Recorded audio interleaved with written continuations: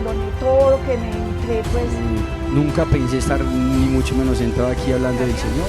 Yo le comencé a pedir a San José por mi vocación. En la vida así, tenemos llamados y muchos llamados de Dios pero yo no para... sabía ni qué era lazo, ni qué. de tener una esposa de Desde Dios. mi catequista, el Señor estaba empezando a conquistar mi Y corazón. fue algo maravilloso porque el Señor me permitió conocer a un... Lady se encontró con un Dios muy amoroso. Mi nombre es Luisa María Escobar, soy misionera hace unos 7 años y soy una rescatada por el amor. ¿Cómo es que llega Luisa a estar ahora aquí sentada? Bueno, la historia es un poco extensa, pero vamos a tratar como de resumir.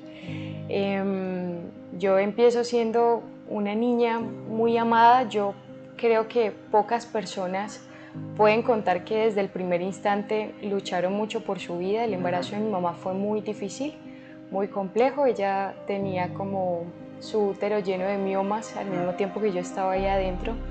Fue un embarazo muy complicado y algo muy doloroso que le pasó fue que desde que empieza todo el embarazo tan complejo, lo primero que le dicen es: si la niña logra sobrevivir, maravilloso, pero si no, pues te vas a quedar sin hijos, porque inmediatamente nazca tenemos que extirparte el útero. O sea, esto ya no tiene otro camino. Mi mamá siempre tuvo un sueño muy grande de ser mamá y a ella se le hizo muy dolorosa esa situación y creo que luchamos juntas desde el primer instante porque llegara a la vida. Obviamente por la situación nací prematura, una niña pues como con muchos problemas, me tuvieron que dejar en incubadora un tiempo para poder ayudarme, ¿no?, a terminarme de formar. Tenía como 3 vueltas del cordón umbilical, o sea, casi muero, entonces me tuvieron que sacar de emergencia. Y yo creo que para mí cada instante que respiraba era como un milagro tras otro milagro, tras otro milagro, porque a veces damos la vida como por sentado, ¿no? Sí. O sea, suelen nacer niños muy sanos y decimos como, ay, qué lindo, y ya. Pero cuando vemos las dificultades de vivir, es que decimos, no, cada uno viene a la vida con una misión y esto es un milagro. ¿Tú eres de dónde? Yo soy de Palmira, Valle del Cauca. Ahí naciste. Nací en Cali, pero pues realmente toda mi vida viví en Palmira. Palmira y Cali están cercanos. Está muy cerquita, sí. Palmira y Cali están a 20 minutos. ¿Y tu mamá, tu papá son de dónde? Mi mamá es bayuna, ella sí es palmireña, y mi papá es manizaleño. Ah, ok. Entonces digamos que tengo lo mejor de 2 mundos, ¿no? Y pues nada, es como, a veces decimos mucho lo del tema de los choques culturales. Ajá. Aquí no fue un choque, aquí fue Un toda una complemento. danza, ¿no? Wow. Entonces, pues he aprendido a jugar con esos 2 lados. Y pues tengo familia en todo el país, entonces también para los que nos estén escuchando, tengo todos los acentos. A veces hablo rolo, a veces hablo muy bayuno, a veces se me sale el paisa. No, para que no se asusten, pero pues finalmente... Que digan, eso es no lo que alcanzo a agarrar de dónde. ¿Ahora vives dónde, Luisa? En este momento vivo en Bogotá, Por trabajo. por trabajo. Muy bien. Ahorita les cuento más qué es lo que hago en Bogotá. ¿Cómo fue tu infancia? Bueno, no, mi infancia fue hermosa después de todas estas peripecias, pues con mi nacimiento y etcétera. Los cuidados fueron muchísimos, porque aparte tenía riesgo de muerte súbita, entonces fue un tiempo muy complicado, pero también creo que eso unió muchísimo más a mis papás, que soñaban mucho con tener una hija. Y fui creciendo muy rodeada de amor, por una cosa Hija impresionante. única, es decir, Hija después de única que de naciste. ese matrimonio. Ah, ok. Hija única de ese vínculo, porque mi papá tuvo una hija antes de muy casarse bien. con mi mamá, y ahora, después de una ruptura, pues tiene un niño, que de Muy eso les bien. cuento como más adelante. Ok. Entonces fue una niña muy amada, muy deseada, muy por todos, y una niña también yo creo que con una sensibilidad espiritual desde muy pequeñita. A mí me encantaba cuando me hablaban de los ángeles, y me encantaba cuando me decían que la Virgen, y etc. Era una familia de fe. Era no la familia más creyente, ni siquiera íbamos como a misa los domingos y eso, pero creo que siempre Dios estuvo ahí como orbitándonos, ¿no? Como diciendo, oigan, mírenme, ¿no? Escúchenme. Y dentro de eso sí tuve una abuelita, la mamá de mi mamá, que fue un roble en la vida espiritual. Esa mujer rezaba todo el día es todo el día, o sea, desde que se levantaba hasta que se acostaba, hacía el rosario, la coronilla, escuchaba la misa cuando ya no podía caminar e ir hasta la Eucaristía. Siempre hablaba de Dios, siempre tenía todas sus novenas, le hacía novenas a todo. Si yo le decía, no, tengo un problema en los ojos, te hacía la novena a Santa Lucía. Si uno decía, no, es que tengo un problema económico, entonces a tal santo. O sea, era una cosa impresionante, ella todo lo solucionaba con la fe. Pero digamos que mi abuelita siempre fue una mujer campesina, de muy pocos recursos, y no sé por qué en mí se quedó clavado que la fe era para gente de pocos recursos. Ajá. Que la gente que había trabajado, que era intelectual, que estudiaba y eso, pues no tenía que creer en esas cosas. Ajá. Entonces, como que para mí siempre fue como, bueno, mi abuelita es muy creyente por la historia de vida que le tocó, pero el resto de los humanos podemos seguir como sin Dios, ¿no? Una cosa como muy por el estilo, pero a pesar de eso, me gustaba mucho, como que yo no la acompañaba en la oración, pero la dejaba rezar, tampoco era que me incomodara. Y así empiezo a avanzar poco a poco, hasta que como a los más o menos 10 añitos, 9 añitos, pasa una cosa muy dolorosa y muy difícil. Yo siempre fui una niña muy alegre, muy extrovertida, y pasó que una persona muy cercana a mí pasa un abuso. Y entonces eso creo que me quiebra a mí por completo, porque aparte hoy en día pues los niños son como muy adelantados. Yo en ese aspecto siempre fui muy inocente, entonces me demoré mucho tiempo en procesar qué era lo que me había pasado. Y mi comportamiento cambió muchísimo. O sea, yo pasé de ser una niña muy alegre, muy feliz, muy jovial, muy de estar con todos, a ser una niña en depresión, que casi no quería hablar, que no podía dormir en las noches porque las pesadillas eran muy profundas. Fue una situación muy compleja y tenía tanto miedo que ni siquiera fui capaz de contarle a mis papás por un tiempo. Terminé fue contándoselo a una niña del servicio y esa niña me dijo, esto está muy mal, hay que contarlo. Y yo creo que esa fue la primera vez que vi en los ojos de mi papá el dolor, porque era como la angustia de no pude cuidar a mi hija, ¿no? Esto se me escapó de las manos y eso también generó una fractura muy profunda en el amor de mis papás. Entonces no solamente fue una cosa muy difícil para mí, sino que eso derivó en que me sintiera culpable por la fractura que había en su matrimonio y en su amor, ¿no? Porque también pues fue una cosa muy compleja para los dos, me imagino, nunca lo hemos hablado abiertamente, pero me imagino que también de muchas culpas para ellos, de preguntarse qué pasó, por qué no estábamos ahí, ¿no? ¿Cómo fue la situación? Sí, de muchas preguntas que yo finalmente no quise contestar y que pues tocó como aprender a vivir con esa situación, pero eso desencadenó en mí una cantidad de errores, error tras error, que hoy en día, ahora que estudio familia, que eso también se los cuento, he entendido que muchas de las cosas que hice en mi adolescencia fue producto de esa herida no sanada, ¿no? Porque a veces también decimos como, oye, pero esa persona porque es drogadicta, pero nunca nos vamos como a la historia, ¿no? A ver el origen, qué fue lo que pasó. Entonces, bueno, pasa eso. Yo paso de ser una niña súper jovial y alegre a ser una niña retraída, que no hablaba con nadie, y pues digamos que tampoco me tocó enfrentarme mucho al tema de volver a ver a los hombres, etcétera, porque yo estudiaba en colegio de niñas, entonces no tenía como vínculo propiamente con niños, y como que esa herida se quedó ahí muy latente, sin tocarla. Fui creciendo pues y ya avanzando en mi preadolescencia, adolescencia. Y ya llega pues como ese momento donde todas las niñas se enamoran y que los niños, a mí los niños me producían pánico, entonces pues como que así como que me enamorara y todo, me gustaban como le gusta a cualquier adolescente, pero el miedo era más fuerte que el gusto, entonces no era ni siquiera capaz de hablarles, o sea, me costaba enormemente hablarles y entonces a veces también por la misma ignorancia son muy crueles. Y claro, en ese momento de la adolescencia para uno es muy importante lo que piensan de uno. Y empiezan pues un montón de niñas a decir que, claro, como yo no tenía novio, ni tenía vínculos con niños, ni etcétera, se inventaron que era lesbiana. Sin tener ningún tipo de fundamento, no había ninguno. Pero pues se lo inventaron y eso a mí me empezó a calar mucho. O sea, decir como, bueno, pues no, yo creo que sí, o sea, como que no de pronto en este momento, pero pues en algún momento llegará a ser porque yo a los hombres les tengo pánico, entonces no quedará otra opción que salir con mujeres, ¿no? pero fue un pensamiento que tuve como en la adolescencia. Aprendí a sortear sus comentarios sin fundamento, que hicieron toda mi adolescencia.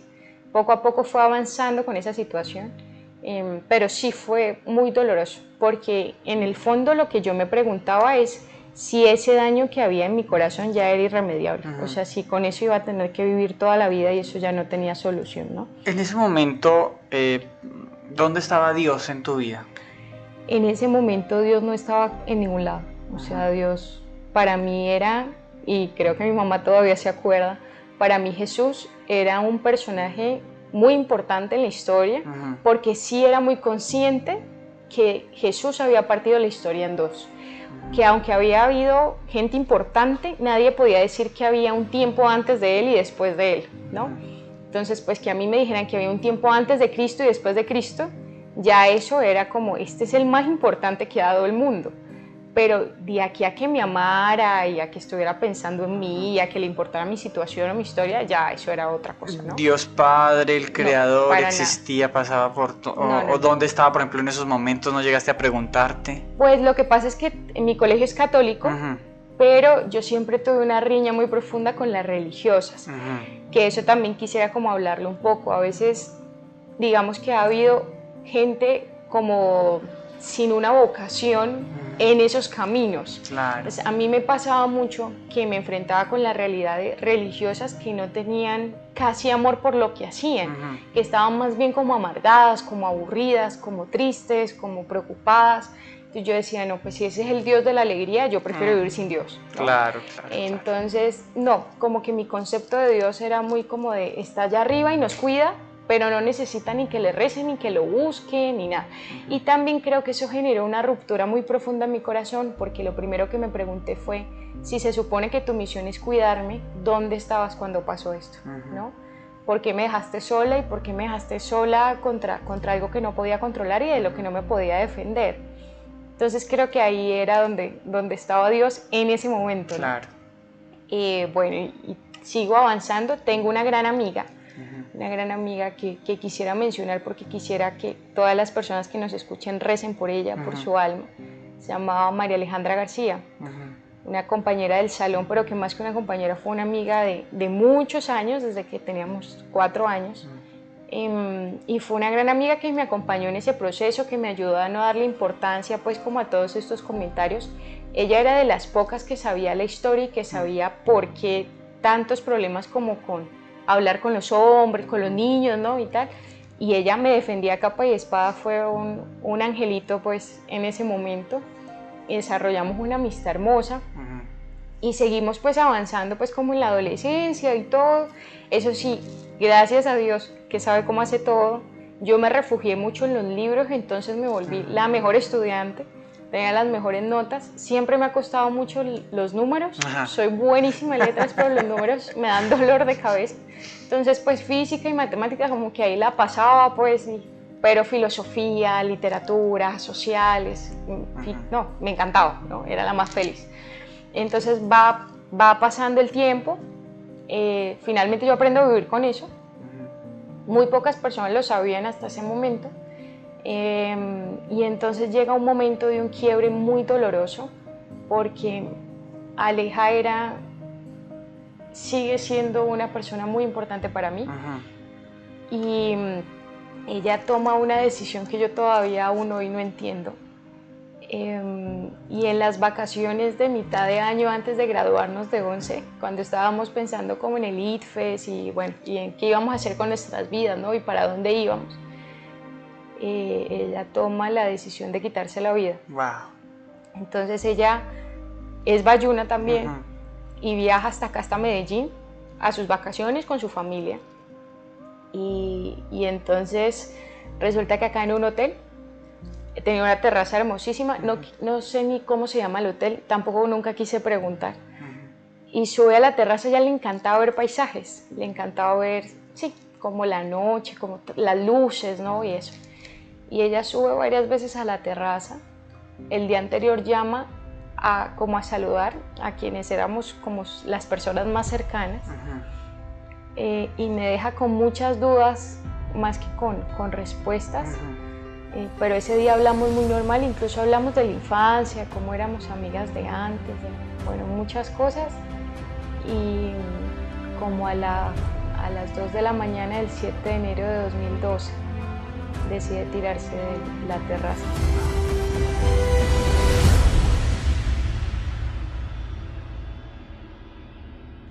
Nos dijeron después que ella realmente cuando tocó el piso ya no estaba ahí, que ella murió de un infarto de la impresión pues como de lo que había hecho, y me quedó en mi corazón la certeza, porque me lo dijo el mismo forense, ¿no? Que revisó el cuerpo y demás, que ella se había arrepentido y que por eso se había muerto infartada, porque en la caída ella intentó como detenerla, pero pues finalmente no pudo, entonces murió de un infarto, y pues cuando tocó el piso ya no estaba, que también a mí me dio mucha paz, porque no me imaginaba el dolor físico del golpe de 14 pisos en caída libre, ¿no? Wow.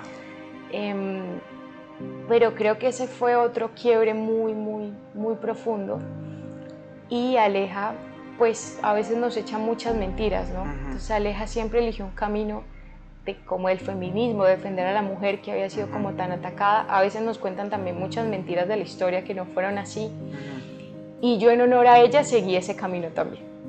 Entonces dije, ya no estás, ahora lo tengo que hacer por las dos.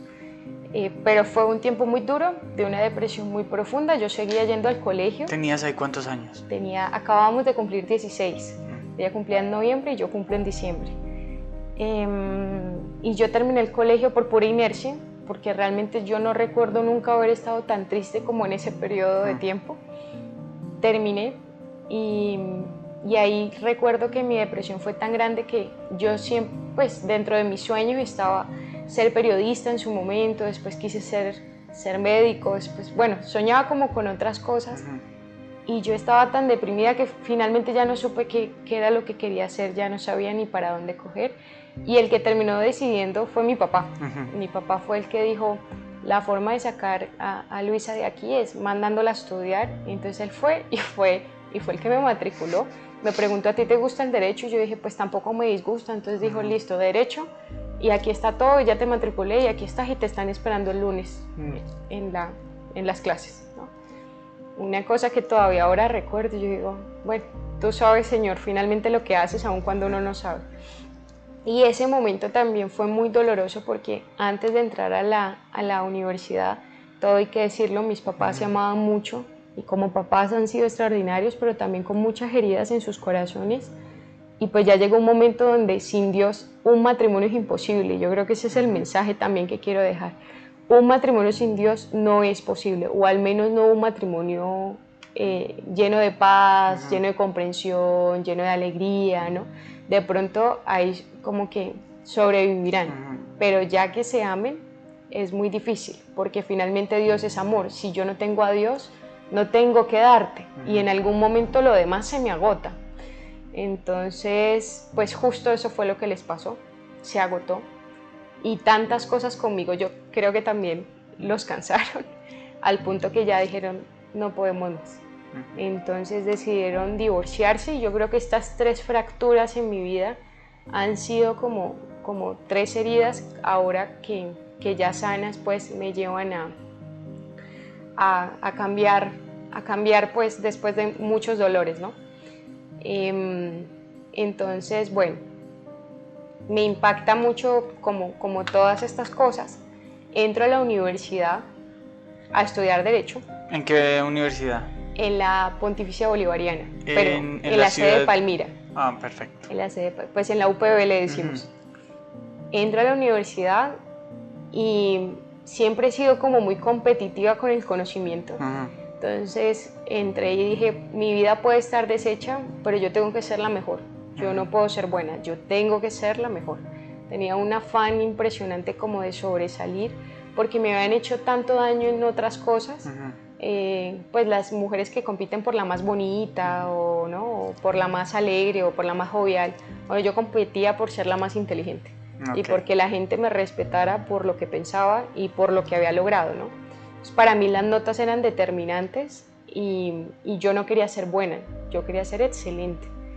Entonces me metí en ese mundo con toda, ¿no? me volví un tiburón. Y no dejaba pues que nadie ni me dijera ni que medio me había equivocado y peleaba hasta la última, y entonces por eso me decían que iba a ser muy buena abogada, porque no dejaba pasar ni media. Y bueno, ahí Dios también me bendijo con 2 grandes amigas, que hoy en día pues seguimos siendo muy cercanas. Una actualmente vive en Australia, otra sigue viviendo en Palmira, ya tiene su hogar, tiene una niña, o sea, ya soy tía. Y entonces pues fue muy especial. Ese tiempo fue muy difícil porque también ya en la universidad ya imposible no encontrarse con hombres. Entonces digamos que a mí me tocó vivir una adolescencia tardía, ¿no? Como apenas empezar como a relacionarme cuando ya era una casi adulta, ¿no? Ya tenía entre 18, 21 años, ¿no? Ese proceso que fue bastante complejo. Pero empecé a avanzar a lo que me daba y dejé esas heridas ahí abiertas, que no hablaba con nadie, pero eso al final se va volviendo más fuerte que tú.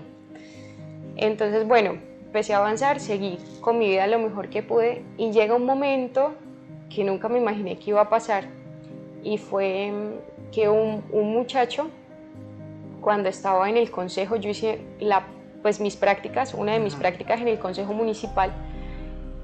Y yo pues no hablaba con nadie, yo llegaba, resolvía como lo que tenía que resolver, hablaba con el concejal y volvía y me iba. Y ese día llega un muchacho a hacer las tomas y como el paneo del consejo. Resulta que después me doy cuenta que ese muchacho estudiaba en mi universidad, es ingeniero, bueno, ya hoy en día es ingeniero.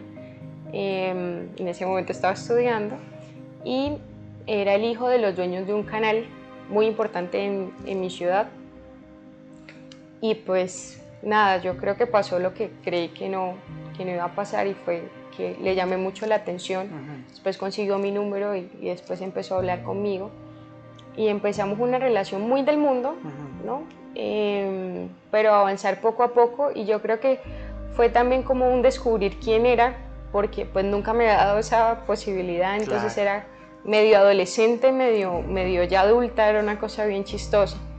Pero bueno, avanzamos en ese proceso poco a poco, hasta que llega otro quiebre en mi vida, y es, a pesar de no ser creyente, yo pienso que la castidad es racional, o sea, no es solamente algo de fe.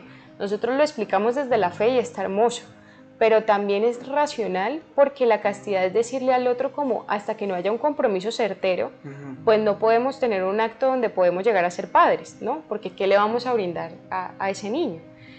Si eso llega a acontecer. Esa era una convicción que tenías. Sí, o sea, muy en el fondo, después del primer quiebre que fue el abuso, yo sentí que se llevaron algo que no le pertenecía a esa persona, pero más allá de eso, dije como, no, este acto es muy importante como para hacerlo con cualquier persona, como hoy en día es tan común, ¿no? Como ni siquiera nos sabemos el nombre, pero hacemos eso y después me importa 5 quién eres, ¿no? Sigue con tu vida, yo sigo con la mía.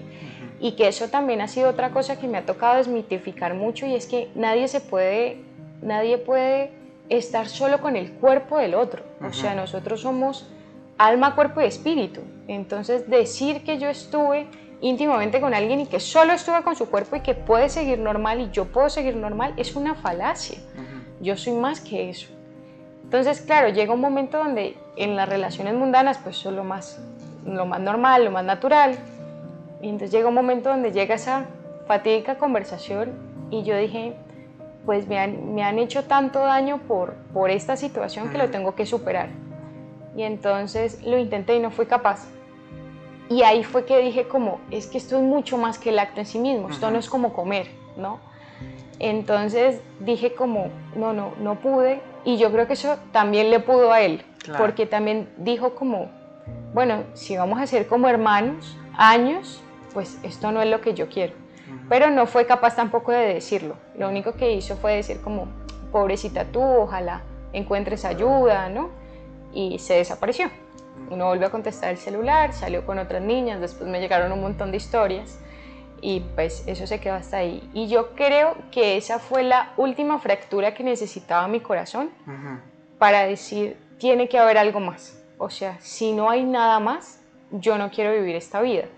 Porque ahí entré en un sinsentido muy profundo que fue decir como, yo el día de mañana me voy a graduar con honores, voy a ser la mejor abogada, no sé si de este país o de otro país o de lo que sea, y tendré un apartamento y tendré un carro y tendré una vida, pero más allá de eso, ¿qué me va a quedar después? O sea, todos nos vamos a morir, ¿y qué va a pasar con todo eso que logre? ¿Para qué tanto esfuerzo? Si finalmente todo se va a acabar, que hasta ese momento jamás lo había pensado. O sea, yo digo que era Dios como diciendo como, hey, o sea, aquí estoy, ¿no? Y estas cosas que te pueden, pues, o sea, aquí estoy para ayudarte, tú no puedes con eso. Y entonces empieza un sinsentido terrible, ya acabando la carrera, ya literalmente había acabado materias, y era muy fuerte, muy fuerte. Después entendí que del mismo sinsentido empecé a tener ideación suicida. En ese momento no sabía ni que eso se llamaba así. Pero empecé a pensar que Aleja tenía razón. Que si esto era la vida y que si esto era todo lo que había, o que lo único que quedaba era casarse en un matrimonio fracasado y tener niños que uno no quería tener. Porque aparte también nunca fui feminista de hacer marchas y eso, pero fui muy feminista en el concepto. Incluso yo en la universidad defendí el aborto con vehemencia. Y pensé que estaba haciendo lo mejor para las mujeres y siempre le enseñé a mis compañeras que teníamos que trabajar por el bien de las mujeres porque todos los hombres eran malos, todos eran macho opresores y todas esas teorías. ¿Cuál era tu argumento de la defensa del aborto en ese momento? Lo que pasa es que yo pensaba mucho, por ejemplo, en las mujeres que no tenían cómo sostener a los niños. Entonces yo decía como, bueno, si van a traer hijos a no tener ni cómo alimentarlos, pues es mejor que ni lleguen, ¿no? Porque también yo creo que eso es un concepto que hemos confundido mucho y es que confundimos la calidad con la condición. Nosotros decimos, es que no tiene calidad de vida. No, calidad no tienen las personas, tienen las cosas. Tú puedes decir que este objeto tiene más calidad que este otro objeto, pero una persona no puede tener más calidad que otra porque no son iguales, son completamente distintas. Entonces tú lo que sí puedes decir es, esta persona tiene mejores condiciones de vida que esta otra. Pero a ti la condición tampoco te determina, porque si nos vamos a eso, pues Jesús tenía pésimas condiciones de vida, porque era muy pobre en su época, y aún así mira lo que logró, ¿no? Y cuál fue su misión. Entonces podríamos decir como no, entonces como la gente pobre no tiene buenas condiciones de vida, entonces ¿qué? ¿Eliminamos a toda la gente pobre? O sea, las condiciones no tienen que ver con la misión, y eso lo hemos confundido mucho, y a mí cada vez que me dicen como, es que no tiene calidad de vida, a mí me da angustia, porque pues, es que la calidad... Como no hablando en otro lenguaje. Exacto, o sea, finalmente podrás tener mejores o peores condiciones, pero eso no te quita la dignidad. En su momento eso no lo entendía, ahora lo entiendo. Entonces, claro, como que decía como, bueno, esta persona no tiene cómo sostener a ese niño, entonces mejor pues que no lo tenga. Otro concepto que también llegué a tener es que, digamos que después de mucho tiempo, como en algún momento me llamó la atención la medicina, entendí que eso no era ningún cúmulo de células y que había vida desde el primer instante. Y que Jerome Lejeune perdió un Nobel por decir eso, pero yo lo revisé muchas veces y yo dije, claro, es que tiene todo el sentido, o sea, yo no puedo, y que eso lo he escuchado ya varias veces dentro de la defensa de la vida y tiene todo el sentido, yo no puedo primero ser una planta y después ser un ser humano, ¿sí? Entonces finalmente si no hay vida desde el primer instante no hay vida nunca, y si yo puedo decir que después cuando nace a los 9 meses es un bebé, ¿cómo puedo decir que antes no lo era? Siempre lo ha sido. Entonces cuando me dicen como, es que es un cúmulo de células, tú eres un cúmulo de células, yo también lo soy, ¿ya? Lo que pasa es que soy un cúmulo de células de 28 años, él es de 2 meses, claro. ¿sí? Pero finalmente es el desarrollo de una persona que no solo tiene una dignidad natural, sino una dignidad sobrenatural, ¿no? Es un hijo de Dios. Entonces, bueno, pero volviendo al tema es como... Empiezo a defender el aborto primero porque, pues eso, como que mucha gente no tenía condiciones para tener las mejores oportunidades que darle pues a esos niños que iban a llegar. Lo segundo es que el feminismo también te roba tu maternidad y tu paternidad. O sea, sentir eso es casi que lo peor que te puede pasar, porque te tienes que convencer que los hijos son un parásito y que son un problema y que son una carga y algo con lo que no tendrías que vivir. Entonces yo me convencí muchos años de eso y cada vez que medio podía ser maternal con alguien me recriminaba a mí misma como ¿por qué estoy siendo así? O sea, debería ser fuerte y deberían no gustarme los niños y no parecerme interesante y estar más bien como alejada porque mi mundo es de adultos, ¿no? ¿Tú qué haces? Pues que dices que estuviste como un poquito involucrada con eso. Cuéntame. Hay, no sé, una institución donde le enseñan a la gente a ser feminista. ¿Cómo se recibe todas esas enseñanzas y todas esas cosas que creías? Desde la universidad, Julio. Es decir, no en una materia, sino en la transversalidad de la vida. En todas. O sea, yo creo que te van metiendo esas ideas en cada materia. Yo no recuerdo una materia en específico donde me hayan dicho, oye, soy feminista y es esto lo que hay que hacer. Pero en todas, poco a poco te iban hablando de eso. Y también lo otro es que hay tantas vidas rotas, hay tantos matrimonios fracasados, hay tantas mujeres, por ejemplo, con estas heridas no sanadas que nunca las han dicho, que las llevan a decir, definitivamente esta es la verdad y por aquí camino. Y todos te van convenciendo finalmente de lo mismo. Pero estas realidades solo te llevan a un vacío más profundo, porque como no lo sanas, pues la herida que no se sana, ¿qué pasa? Termina inflamándose, se infecta y después te tienes que amputar el miembro, ¿no? Sea el brazo, sea la pierna, sea el pie, sea un dedito, lo que sea. Si eso no lo sanas, finalmente te consume y entonces hay que eliminarlo de alguna forma. Yo siento que hay mucha gente que lo llega a eliminar quitándose la vida. Hay otras personas que aprenden a vivir con eso inflamado e infectado. Hay otros que gracias a Dios nos sanamos por una gracia sobrenatural. Y por eso es que esta historia me encanta, porque finalmente es como que Dios me dijo, todos pueden sanarse. Luisa, tienes que ser un testimonio de que todos se pueden sanar, ¿no? Entonces pasa esto, me empiezan a hablar del feminismo, yo me lo creo con toda, porque aparte yo siempre he sido muy fiel a lo que creo, en el bien o en el mal, pero lo he defendido a muerte, yo no sirvo para estar en la mitad.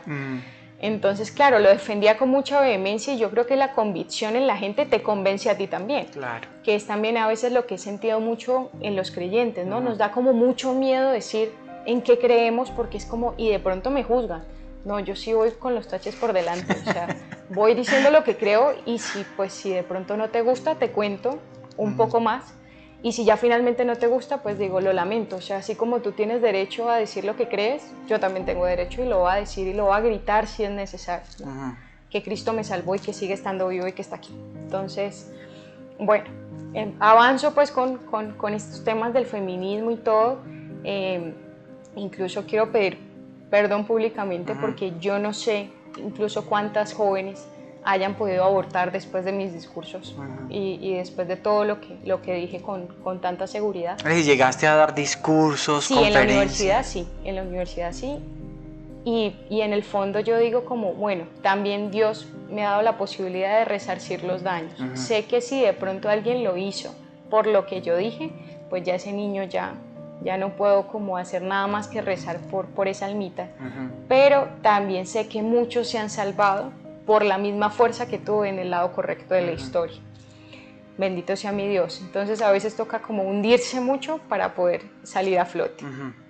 Empiezo pues como esa carrera vertiginosa en todo eso, pero empieza esta angustia existencial que hasta ese momento no la había sentido nunca, que era un vacío muy profundo, o sea, de decir, nada me llena, ni la plata me va a llenar, ni los viajes me van a llenar, ni las fiestas me van a llenar, ni el alcohol me llena, nada me llena. ¿Qué hago con mi vida si nada me llena, si nada me gusta, si nada me da alegría? Entonces empecé a vivir de muchas risas fingidas, de estar y no estar, porque en el fondo era como una angustia de pensar, estoy aquí pero no estoy aquí, porque siento que no estoy viviendo, que estoy es como sobreviviendo, ¿no? Y entonces yo dije, pues para empezar a consumir aire que le puede consumir al otro, pues mejor y yo también me voy. Y entonces empecé a decir como, Aleja tenía razón.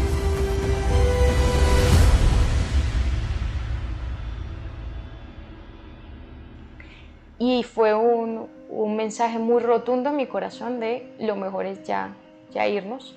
Paralelamente a esto, quiero aclarar que mi abuelita, la mamá de mi mamá, rezó sin parar por mi conversión, ¿no?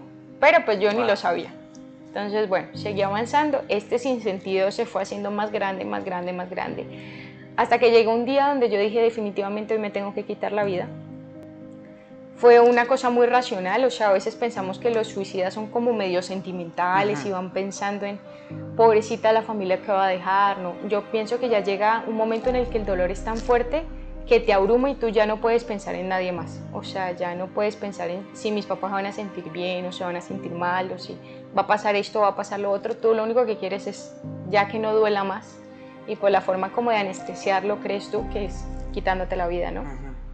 Entonces, llega un momento donde yo dije, no, me tengo como que tomar unas pastillas o algo porque me parecía como terrible los otros tipos de muerte, que al menos cuando me vean parezca yo, ¿no? Una cosa más o menos así.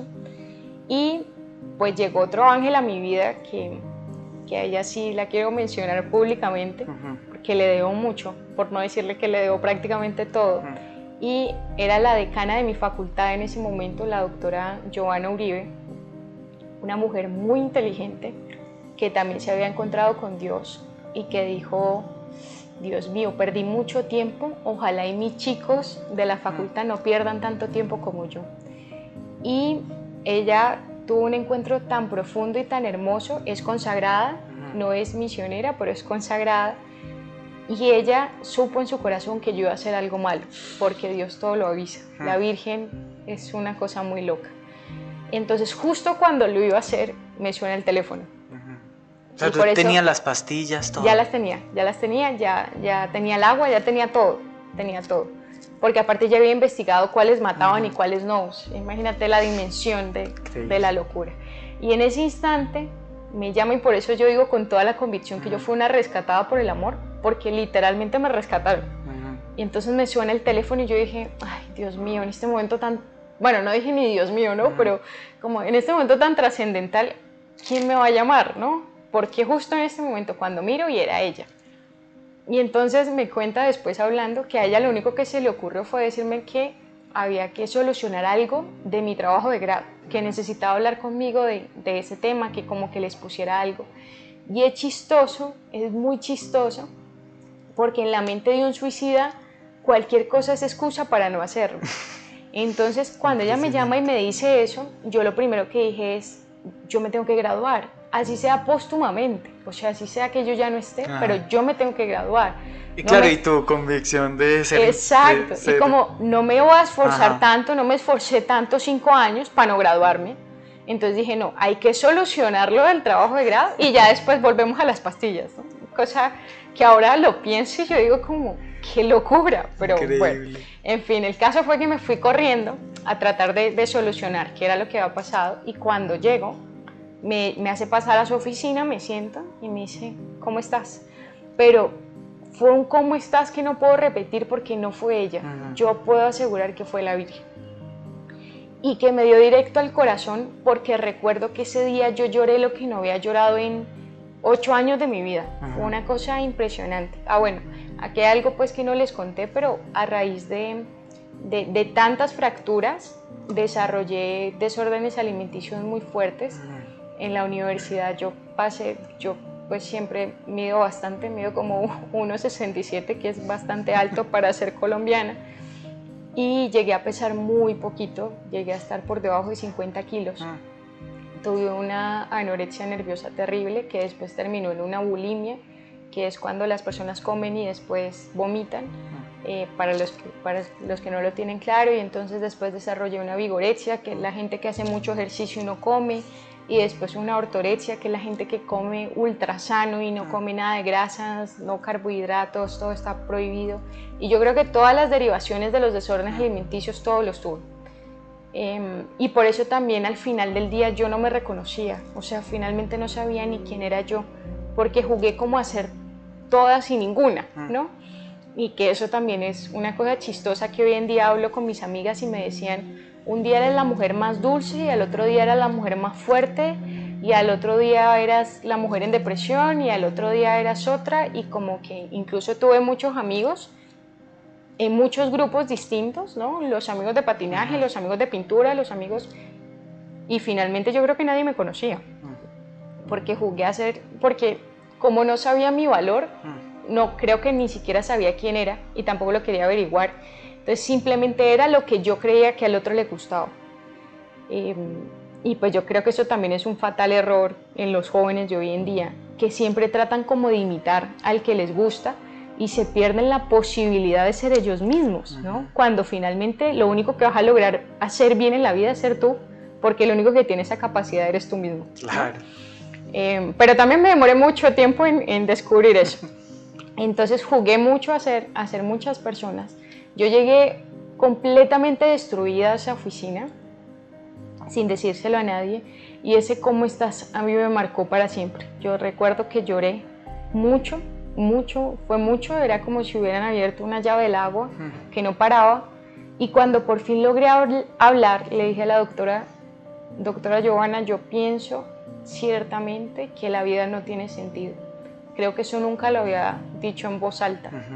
Y yo recuerdo que, contrario a lo que pensé, que iba a decir, no, la vida es muy bonita y la vida tiene sentido y no, es solo cuestión de que pases esta crisis, lo que me dijo fue, Lu, la vida solamente tiene sentido si está Dios. Si Dios no está, nada va a tener sentido. Que es la angustia existencial que yo veo en mucha gente hoy en día, de todos los tipos, porque mucha gente dice, no, pero eso le pasa a la gente cuando tiene una crisis económica. No, yo veo ese mismo sinsentido en congresistas, en ministros, en un montón de gente que lo tiene todo arreglado, entre comillas, pero que finalmente no tiene nada, ¿no? Entonces, ahí yo dije, pero bueno, ¿cuál Dios? ¿Por qué? Porque yo también creo que busqué a Dios sin querer buscarlo en muchos lados. Yo hice yoga, hice feng shui, creía en la regresión, creía en los viajes astrales, creía en las cartas, leía el horóscopo, tomé yagé. Yo no sé si la gente sabe qué es eso, pero eso es ir con indígenas a tomar un veneno prácticamente que te deshidrata y terminas supremamente mal, literalmente como con una deshidratación, porque te da daño de estómago, porque todo te da vómito, te duele la cabeza, tienes visiones horribles, es como un alucinógeno muy fuerte. Y lo hice muchas veces porque en el fondo yo quería saber si había otra cosa. Y me compré pues todo completico, incluso me volví vegetariana porque pobrecito los animales, después vegana, o sea, una locura, una locura. Pero recuerdo mucho todas esas cosas y cuando ella me dice es que sin Dios nada tiene sentido, yo dije, ¿cuál Dios? Recopilaste todo. O sea, ¿cuál Dios? Porque es que yo busqué a Dios aquí y lo busqué acá y lo busqué acá y en ningún lado está. O sea, esas cosas me sirvieron 2 días, 3 días, 4 máximo y al quinto ya volvía al mismo sinsentido, a la misma angustia, al mismo no saber para dónde vamos. Entonces yo dije como, no, o sea, ¿de cuál Dios me estás hablando? Y yo recuerdo que ella me dijo el que está en la Eucaristía y yo dije, pero por Dios, o sea, Doc, usted tiene maestría, tiene un montón de estudios, explíqueme cómo una mujer tan preparada como usted de verdad cree que el dueño del universo me metió en un pedazo de pan. ¿No te cabía en la cabeza a ti eso? Pues que yo creo que incluso a mucha gente todavía no le cabe en la cabeza, o sea, que tú le digas como que Dios se metió en un sagrario, en un pedazo de pan y que está ahí esperándote, es una locura preciosa que hoy en día creo con vehemencia, pero que en ese momento era imposible, ¿no? Y entonces me dijo como, pues sí, ahí está y te está esperando. Y yo le dije, no, o sea, esto no es posible. Y entonces me empieza a hablar de la Virgen, que para mí en ese momento la Virgen era un personaje histórico. Y yo dije como, o sea, no puede ser que una mujer tan preparada, porque recordemos, ¿no? Lo que decía, para mí la fe era para gente campesina, sin estudios, ¿no? Claro.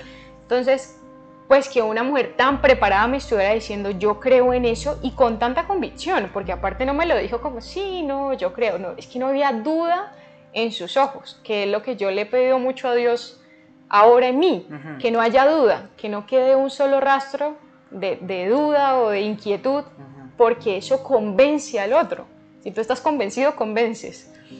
Y entonces yo la vi tan segura en lo que me estaba diciendo que yo dije, pues yo no le creo ya mucho, pero si está tan segura tiene que haber algo, tiene que haber algo. Entonces yo recuerdo que ella me dijo algo impactante, me dijo, ve a hacer un rosario, si eso te gusta, te doy tu regalo de grado, si no te gusta, pues me cuentas y miramos a ver qué podemos hacer. ¿Sabías cómo hacerlo? Exacto, y entonces, no, ya no me acordaba ni de qué se decía en el Ave María ni nada, pero yo dije algo muy inteligente y fue, la única católica de mi familia reza el rosario todos los días. Voy a ir a buscar a mi abuelita. Entonces, bueno, recuerdo mucho que salí de esa oficina y yo dije, no me puedo suicidar todavía porque hay que hacer el rosario. Entonces, después de eso miramos, ¿no? Y salí de ahí. Yo pienso que ella en ese momento no sabía propiamente yo qué estaba haciendo, pero sí supo en su corazón que detuvo al menos lo que iba a hacer. Salgo de ahí y llamo a mi abuelita y le digo, viejita linda, tengo una tarea de la universidad y necesito que me ayudes. Y yo recuerdo que ella dijo, pero yo, ¿qué le voy a poder ayudar a esta niña? ¿Quién sabe qué tarea es? Y entonces yo le dije, cuando llegue te cuento. Y llegué a la casa y le dije, viejita, es que me mandaron de tarea a hacer un rosario. Ojo con esto, mi abuelita había rezado 21 años ininterrumpidamente por mi conversión. 21 años, y nosotros a veces rezamos como 2 días y no se convirtió y ya dejamos de rezar, ¿no? Entonces, cuando llego allá y le digo que esa es la tarea, ella empezó a llorar silenciosamente, pero muy emocionada, porque yo creo que Dios le reveló que ahí empezaba mi conversión. Ella estaba muy emocionada, era una cosa, nunca la había visto tan emocionada, y yo le dije, yo ya no me acuerdo, yo ya no sé pronunciar ni las Ave María, nada, pero yo me voy a sentar aquí a tu ladito, tú lo rezas y yo te escucho y cumplo mi tarea. Claro que sí, mi corazón, hasta aquí. Finalmente me terminé recostando en su cama y ella empezó a rezar. Y yo tuve algo que hoy en día entendí que se llama descanso en el espíritu. Yo sentí una paz que nada en el mundo me había podido dar. Nada, absolutamente nada. Y eso que ya había probado muchas cosas. Pero era una paz sobrenatural. Yo creo que yo fui al cielo unos instantes y volví. No vi nada. Mentiroso sería donde les diga que no, yo vi a la Virgen. No vi nada, pero sentí que ya todo tenía sentido. En ese momento recobré el sentido y la paz, que era justo lo que no tenía en todo ese tiempo. Una constante angustia, un dolor que no se iba. El dolor se apaciguó, la angustia desapareció. Llegó una paz que no entendía de dónde venía, pero llegó y se quedó. Y me paré de ahí siendo otra. Y yo dije, yo no sé ustedes los católicos que tienen, pero yo quiero de eso. Y inclusive era muy loco porque a mí la gracia me había pasado por los lados toda la vida, ¿no? Estudié en colegio católico de monjas, después fui estudiante de una universidad de sacerdotes. Y lo único que hice fue atacarlos y burlarme de ellos y burlarme de la fe. Y después tener que reconocer y decir, yo necesito de esto. O sea, ya no es ni siquiera como que me guste o no me guste, es que lo necesito. Mi alma, que ni sabía que tenía, lo necesita. Entonces, bueno, llega ese momento en el que yo voy a donde la doctora y le digo, lo hice, ¿cuál es el paso a seguir después de esto que sigue, no? Y entonces me dice ella, mira, aquí está tu regalo. Y entonces era un retiro, un retiro espiritual. Y entonces me dio mucha risa porque en otro momento yo hubiera preguntado, bueno, pero esto es de budistas, vas a hacer yoga, ¿no?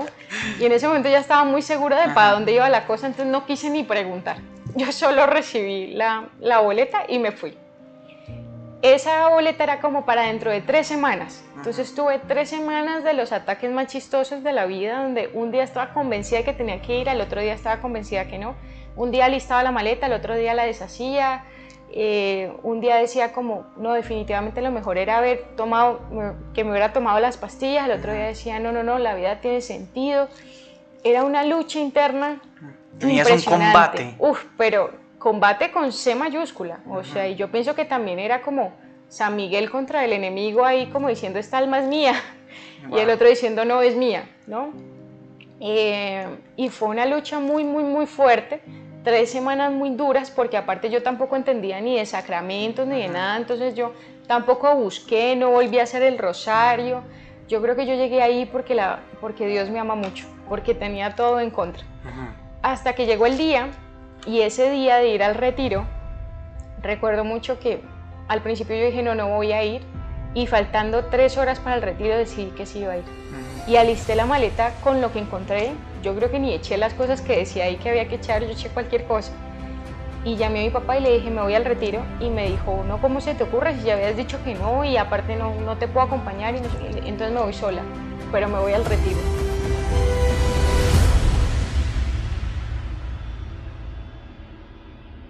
Y yo soy de convicciones muy fuertes, entonces cuando dije me voy sola, él dijo, no, yo te acompaño, porque él sabía que si decía que me iba sola era porque me iba sola. Y entonces me acompañó, llegamos a un barrio muy pobre de Cali, y recuerdo que hasta el último instante mi papá me dijo, ¿qué vas a ir a hacer por allá? O sea, esto es una locura, ¿quién sabe quién es esta gente? ¿Para dónde vas, hija? No, esto no está bien. pero muy en el fondo había una fuerza superior a mí que me decía, móntate al bus, después miras, después lo que sea, pero móntate al bus. Pues razonas. Entonces, exacto, y yo era como, no, me tengo que montar al bus, no hay razón suficiente que me haga no montarme al bus. Y recuerdo que subieron la maleta, no sé qué, me monté al bus. Cuando ya el bus arrancó y veo que mi papá se va quedando atrás, dije, ¿qué hice? O sea, de verdad, ¿qué hice? Esto es una locura. Y entonces empecé a decirles que no, que me dejaran bajar y me dijeron, ya no se puede, ya estás montada, ya tienes que ir. Y yo decía, no, pero vengan, es que yo me confundí, no, ya te tienes que quedar sentada en tu silla, ya no te puedes bajar. Ay, Dios mío, y empieza pues, llegamos, yo ni sabía por dónde íbamos, porque les recuerdo, yo soy de Palmira, no de Cali, y eso ni siquiera es en Cali, es a las afueras, entonces yo ni sabía por dónde estaba. Y entonces llegamos allá, me bajo de ese bus y les digo que me vuelvan a bajar y me dicen, no se puede, este bus se queda aquí hoy, nadie va a bajar, aparte estamos muy lejos, está muy tarde, como las 8 de la noche ya. Me dice, te toca pasar la noche aquí y si quieres mañana te bajamos, pero hoy ya te toca quedarte aquí. Yo recuerdo que saqué todo el derecho que tenía, ¿no? Y entonces, no, pero es que esto es injusto, esto es un secuestro, mejor dicho. Y entonces peleé con todas las fuerzas y me dijeron con toda la ternura del mundo, que eso es otra cosa que me deja muy impactada de la gente que tiene a Dios. Cuando alguien de verdad tiene a Dios, nada lo intranquiliza. Es una cosa que uno no logra explicar.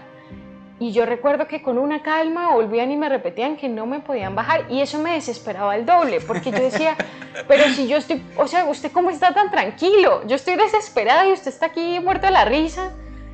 Y entonces me llevaron aromática, tisana, o sea, ya no sabían qué más darme, a ver si se me bajaban los bríos, pues, porque sigo como un potro salvaje. Y entonces, bueno, finalmente me logré calmar y yo dije, no queda de otra que quedarse aquí.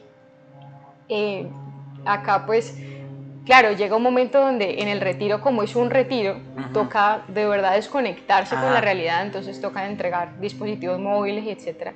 Y yo dije, no, ya está la tapa, o sea, yo no voy a entregar eso es mío, me pertenece, ustedes con qué derecho me van a decir que no puedo usar mi celular, etcétera. Pero muy en el fondo como que yo sabía que necesitaba estar en ese lugar, o sea, era una lucha muy fuerte. Entonces, finalmente, contra todo pronóstico, llamé a mi papá y le dije, me voy a quedar. ¿Cómo? No supe, pero dije, me voy a quedar y voy a vivir esto. Y si no sirve para nada, pues no sirvió. Pero en este momento me va a dar el permiso de vivirlo. Y mi papá dijo, pues ya estás allá, ya, ¿qué más da? Dale, ¿no? Entonces solté el celular y me dediqué a vivir el retiro. Pero ojo con esto, cuando uno ha estado tan metido como cuando has estado tan metido en convicciones erradas, en ideologías, en tantas ideas, a ti te cuesta mucho creer, mucho. Entonces, claro, empieza pues todo este combate y me empiezan a explicar un montón de cosas y yo lo único que hacía era rebatir. Charla tras charla, todas las rebatí, todas dije que eran mentira, todas expliqué por qué se estaban ¿Públicamente? Equivocando. Públicamente. Y el resto me empezaba a creer. O sea, dañé el retiro en pocas palabras. Y entonces mucha gente se empezó a sentar conmigo en los almuerzos a preguntarme que yo por qué decía lo que decía.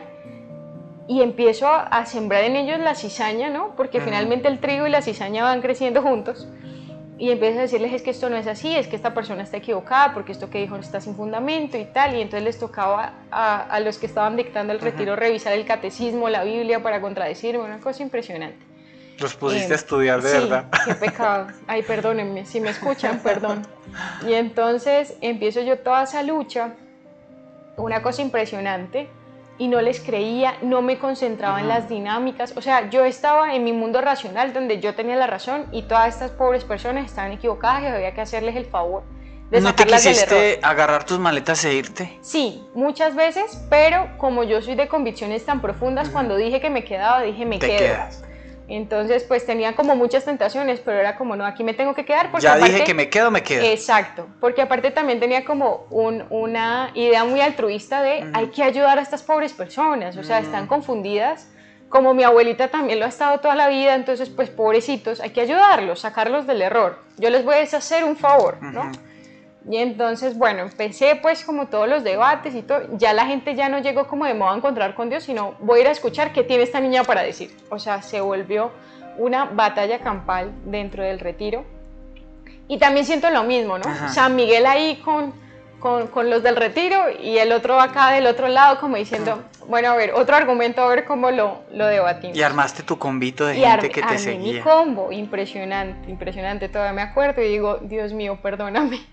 Y entonces, bueno, y empezamos esa lucha hasta que llega un momento que lo único que les voy a contar del retiro, hay un momento muy especial, muy especial, y es cuando llegan con el Santísimo.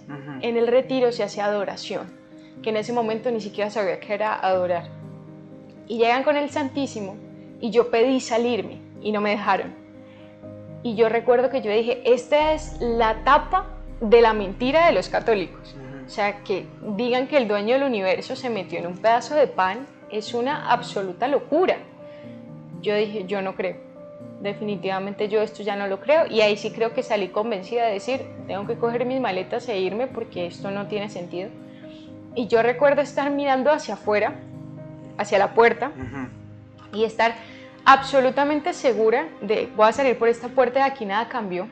Y hubo un instante de la misma fuerza superior que me subió a ese bus, esa misma fuerza me hizo voltear y mirar directamente a Jesús Eucaristía. Y yo miré ahí pensando con absoluta certeza de que eso era un pedazo de pan y que la gente estaba llorando frente a un pedazo de pan y que ese pedazo de pan no tenía sentido. Y aquí quiero contarles algo, yo no sé si finalmente lo crean o no, pero yo sé que esto le va a devolver la fe a muchas personas. Yo que había hecho tanto daño y que estaba tan segura de que nada tenía sentido y que esto no tenía sentido, arriba del Santísimo había una cruz de madera muy bonita y un Cristo pues muy sangriento, muy doloroso. Y yo por un momento no sé si cerré los ojos o con los ojos abiertos lo vi, pero ese Cristo de esa cruz se bajó a abrazarme. Creo que es la única cosa mística propiamente que podría decir que he vivido en todos estos 7 años, pero ese instante fue la gasolina suficiente para estar hoy aquí contando esa historia, porque más allá de lo místico que pudo haber pasado, fue como ese hombre diciendo, soy hombre, no todos son malos y yo te amo con toda el alma, aún a pesar de lo que has hecho, aún a pesar de lo que te ha faltado, aún a pesar de lo que crees que no eres, aún a pesar de que crees que no vales, aún a pesar de que crees que esta vida no tiene sentido, que yo no tengo sentido, lo que sea, aquí estoy y te amo con locura. Y tanto te amo que me morí en esa cruz y no fue suficiente y me quedé en este trozo de pan porque sabía que en algún momento me ibas a necesitar, que en algún instante ibas a voltear y ibas a decir, no pude, me quedó grande, te necesito. Y fue justo en ese instante. Yo creo que el llanto de ese momento fue muy parecido al de la oficina de la doctora Giovanna. Me quebré profundamente como creo que nunca me había quebrado y menos delante de gente desconocida. Y yo después volteé a mirar a todos los que estaban dictando el retiro llorando conmigo y diciendo, si ella ya se encontró con Dios, ya, esto se salvó, ¿no? Fue una cosa impresionante. No me quería soltar de ese abrazo, pero bueno, pues finalmente eso dura un instante. Y entonces después ya la misma fuerza que tenía en el otro lado la empecé a usar de este lado y inmediatamente empecé a decir, ¿qué hacen ustedes? ¿Dónde se consagran? ¿Qué es eso? ¿Qué hay que hacer? Yo quiero hacer lo mismo que ustedes hacen. Yo quiero el día de mañana estar aquí parada diciendo que Dios existe, que nos ama, que con qué se come. Y mi cambio fue, o sea, incluso en el rostro. Yo me acuerdo mucho que los que sirvieron ahí me decían como, tú llegaste siendo una, pero fue instantáneo después de la adoración que ya eras otra persona. ¿Qué decía la gente, la gente Claro, que te había escuchado? Exacto, y toda la gente quedó como, ¿qué? O sea, esta niña enloqueció, pero si hasta hacía nada estaba diciendo que el catolicismo era una mentira y no sé qué. Y lo único que lograba decir es, Dios existe y nos ama, Dios existe y nos ama. Y era como un bucle, pero era que yo no podía salir de ese amor, era una cosa impresionante. Creo que nunca, bueno, yo creo que ya solo en el cielo, nunca podremos experimentar tanto amor. O sea, un amor así no es humano. Y yo sentí que me abrazó hasta los poros, ¿no? Como que me cogió el corazón y lo abrazó. Y yo no le podía explicar a la gente, pero les decía, por favor, crean. Al final me di cuenta que la fe es un don. Y que eso fue lo que me concedieron en ese momento, ¿no? Una absoluta certeza de que no estaba creyendo en mentiras y que aquí estaba todo. Me conmocionó mucho. Ya, bendito Dios, yo lloro por todo. En este momento ya no me salen las lágrimas, pero antes en otros momentos, siempre que lo contaba, era impresionante el llanto, no de tristeza, sino de muchísima emoción. Ahora siento que lloro hacia adentro, pero bueno. Y ¿Cómo entonces, fue el encuentro con tu abuelita?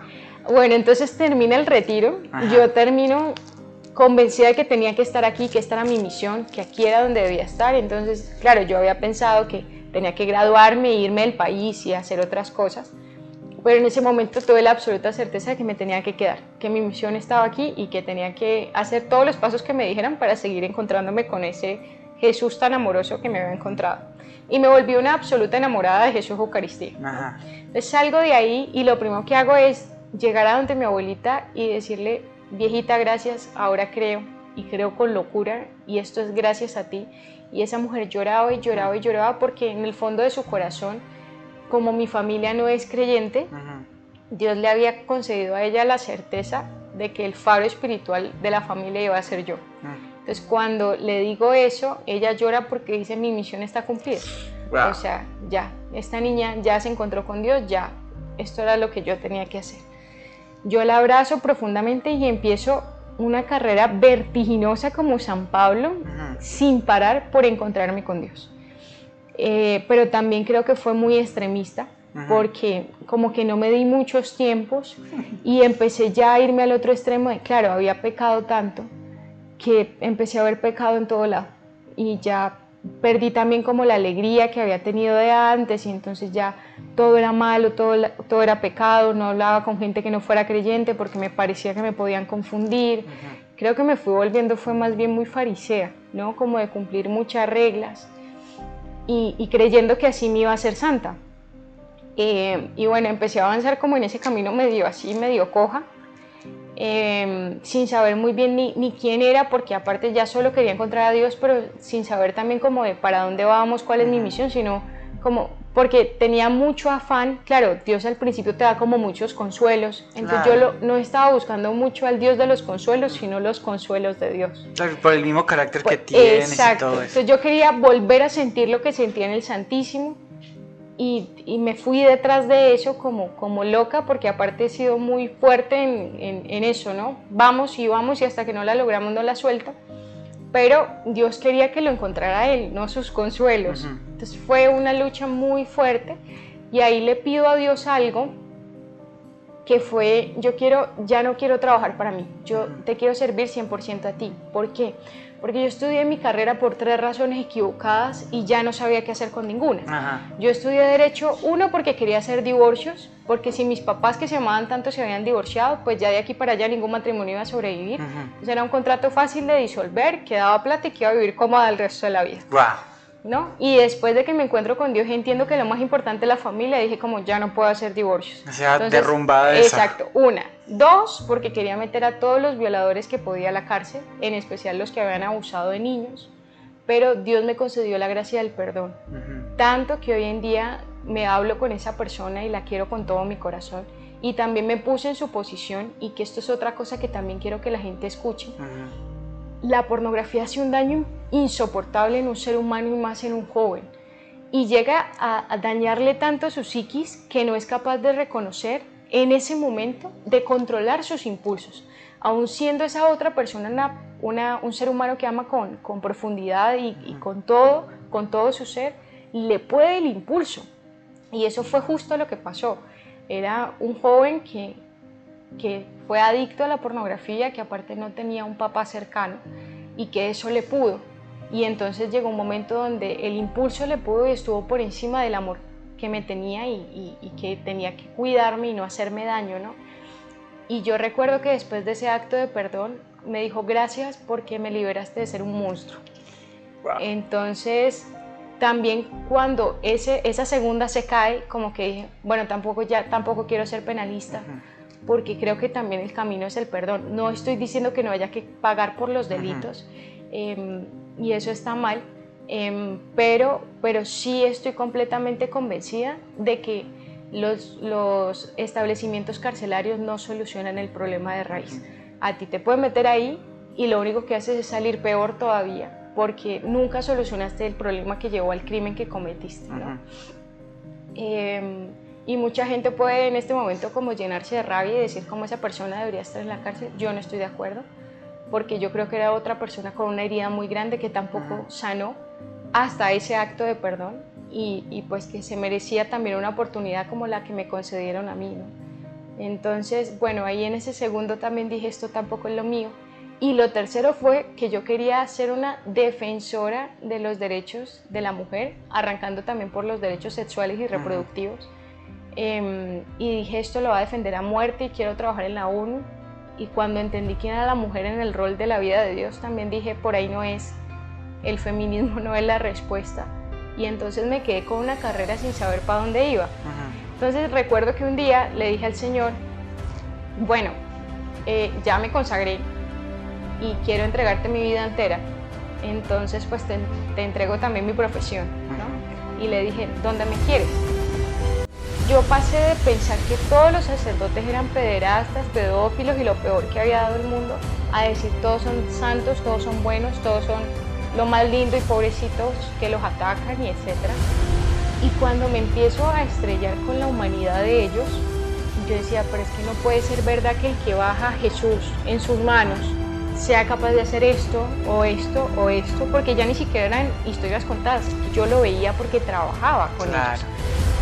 Hay una cita bíblica que dice que cuando tú limpias la casa y después, y la dejas limpia, pero después abres la puerta, vienen 7 demonios más, ¿no? Y entonces, justo eso fue lo que pasó. Esta medalla nunca me la quité. Y después de eso, esta medalla me ardía en el pecho, era una cosa impresionante. Tanto que el ardor me despertó. Y cuando por fin me pude parar, después de como unas 3-4 horas luchando con mi propio cuerpo que estaba alcoholizado y que me corría alcohol por las venas, a más no poder, logré pararme, reincorporarme e ir al baño. Y estando allí, yo recuerdo que hice creo que no fue una oración, creo que fue un clamor del alma. Y en ese momento hago esa oración tan profunda y le digo a Dios, ya más abajo de esto no puedo caer. Si de verdad existes, a mí me dijeron que tú dabas segundas oportunidades. Sácame de aquí, te lo suplico, porque ya esto es un laberinto sin fin. Y más abajo de esto ya creo que no hay nada, o sea, más abajo de aquí creo que no puedo estar.